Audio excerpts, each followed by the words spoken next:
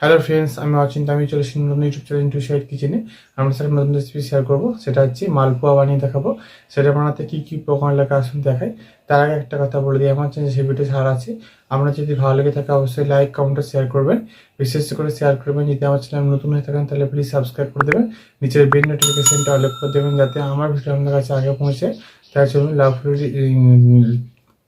মালপোয়া recipe বানাতে কী কী উপকরণ লাগে আসুন দেখাই।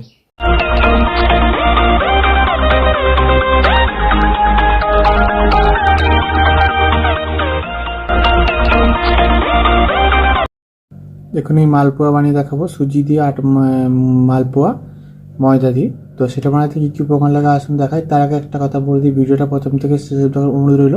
তার জন্য রেসিপিটা শুরু করি। এখানে দেখুন সুজি একটু বেশি নিয়েছি, অল্প করে একটু। আর আমি এর মধ্যে চিনিটাও আগে থেকে দিয়ে দিয়েছিলাম মিষ্টির জন্য। আর এবার আমি দেবো ময়দা, পরিমাণ মতো লবণ দিয়ে দেবো। দিয়ে ভালো করে এটা মেখে নেবো ব্যাটারটা।